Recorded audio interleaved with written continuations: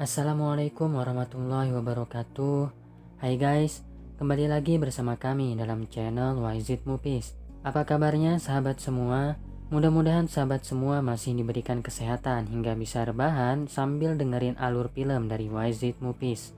Hari ini YZ Movies mau merekomendasikan sebuah film yang dibintangi oleh aktor tampan asal Korea Selatan bernama Park Seo Joon. Film berjudul The Devil Fury ini menceritakan seorang atlet UFC yang secara misterius mendapatkan kekuatan supernatural. Ia pun lantas ikut meruqyah orang-orang yang tengah kesurupan. Mau tahu seperti apa aksinya? Oke, tanpa basa-basi lagi, kita mulai ceritanya sekarang. Tapi sebelum itu, jangan lupa untuk klik tombol subscribe dan aktifkan loncengnya agar sahabat semua bisa mendapatkan update terbaru dari YZ Movies. Oke, langsung saja ceritanya. Let's get it.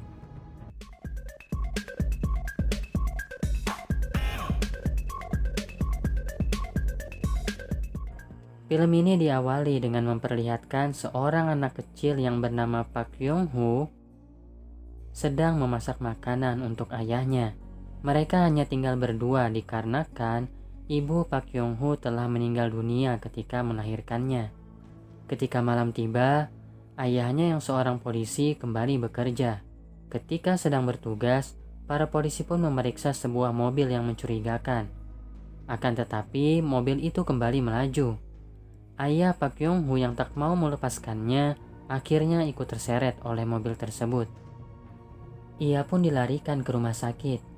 Park Yong Hoo yang sangat sedih akhirnya pergi ke gereja untuk meminta kesembuhan kepada Tuhan. Sang pastor pun bergabung bersama Park Yong Hoo untuk mendoakan ayahnya. Akan tetapi nasib berkata lain. Park Yong Hoo yang tengah tertidur dibangunkan oleh kedatangan ayahnya. Sang ayah pun berkata kepada Park Yong Hoo agar selalu membantu orang yang dalam kesusahan. Dan sebelum pergi, ayahnya memberikan sesuatu kepada Park Yong Hoo tepat di telapak tangan kanannya. Park Yong Hoo pun akhirnya marah kepada sang pastor karena Tuhan tidak mengabulkan doanya. Ia pun kini mulai tidak percaya lagi kepada Tuhan. Beberapa tahun kemudian, Park Yong Hoo kini telah menjadi seorang atlet UFC. Ia yang memiliki julukan The Grim Reaper belum pernah merasakan kekalahan. Ia pun bertarung melawan atlet yang berasal dari Amerika. Sebelum bertarung, ia melihat tato Yesus di punggung lawannya. Tiba-tiba terdengar bisikan yang mengatakan, jika Tuhan tidak pernah mengabulkan doanya, maka dari itu segeralah balas dendam. Seperti orang yang kerasukan, ia pun langsung memukul KO lawannya. Ketika tengah beristirahat di pesawat, ia pun bermimpi melihat ayahnya. Kemudian terdengar suara yang mengatakan jika Tuhan telah membunuh ayahnya. Ia pun lantas melempar sebuah salib yang ada di atas meja. Akan tetapi, salib itu menempel di tangannya dan tiba-tiba langsung terbakar. Ia pun terbangun dari tidurnya dan mendapati jika tangannya telah terluka. Park Yong Hoo kemudian pergi ke dokter untuk berobat. Akan tetapi, ketika malam tiba, datanglah roh jahat yang mengganggu tidurnya dan tangannya kini kembali berdarah. Hal itu pun terulang berhari-hari, meski dokter mengatakan jika semuanya normal. Ia pun mendatangi seorang dukun, dan sang dukun menyarankannya untuk pergi ke sebuah gereja pada saat tengah malam tiba.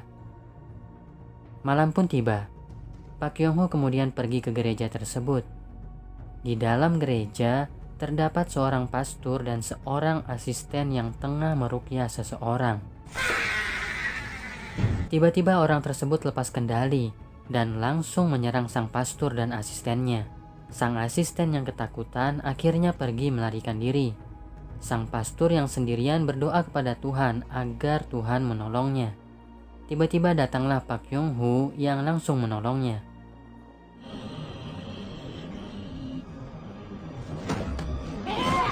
Ia pun meletakkan telapak tangan kanannya dan wajah orang tersebut langsung terbakar.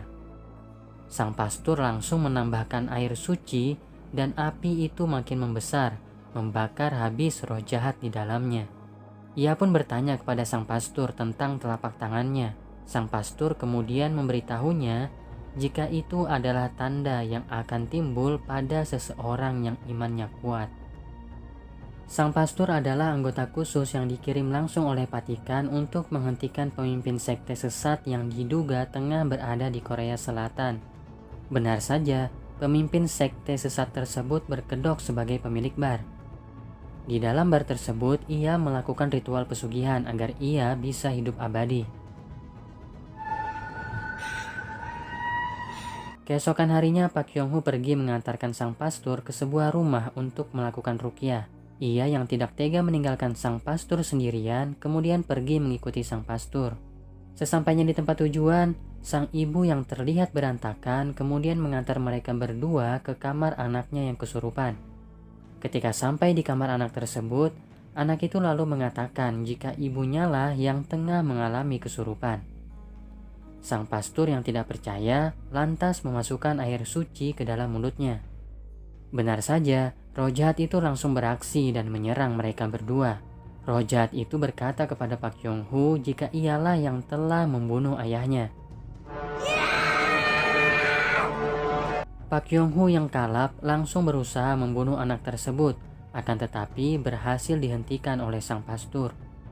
Pak Kyung-hoo yang sudah tenang lantas meletakkan tangannya di kepala anak tersebut dan langsung terbakar hebat ketika sang pastor menambahkan air sucinya.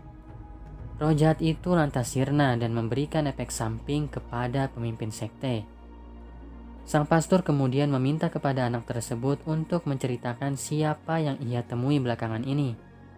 Pemimpin sekte yang mengetahui hal tersebut langsung menyantetnya. Akan tetapi, santet itu berhasil dikembalikan oleh sang pastor.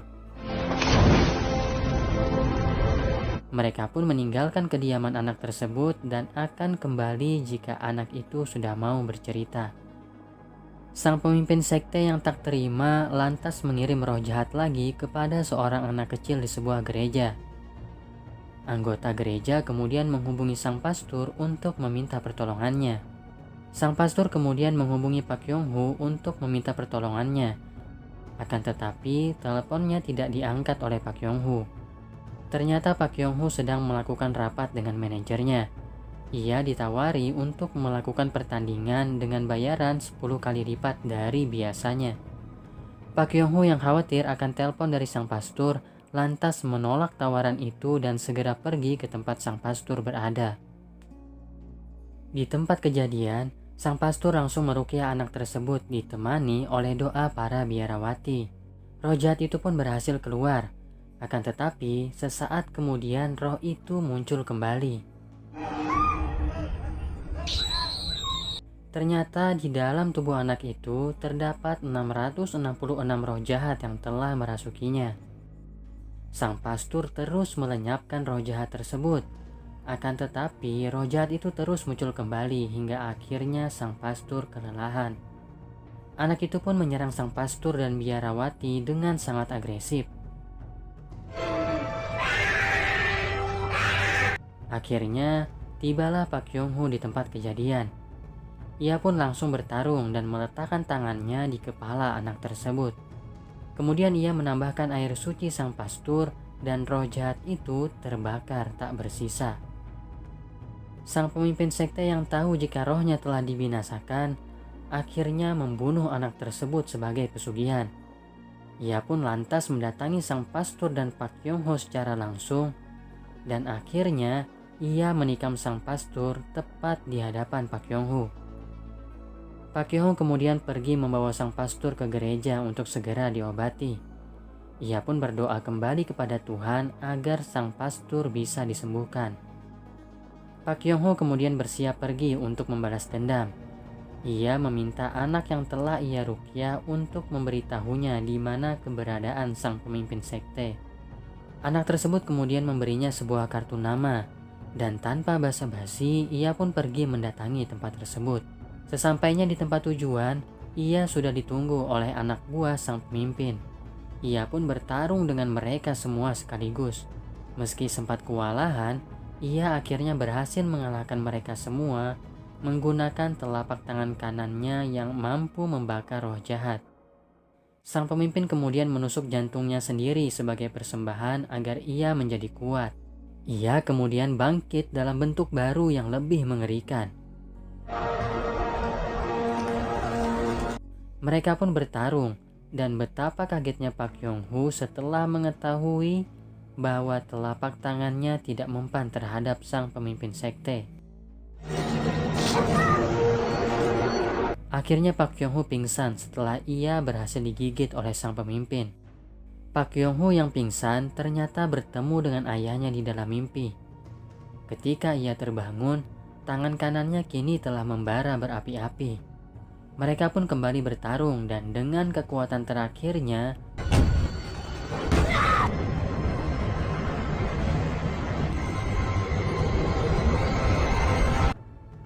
Pak Yong-ho berhasil mendaratkan pukulannya hingga sang pemimpin terkapar tak berdaya. Sang pemimpin yang sudah kalah akhirnya dimakan oleh roh-roh jahat yang selama ini ia puja. Dan Pak Yong-hu akhirnya bisa bertemu kembali dengan sang pastur yang kini sudah bisa bernapas lega.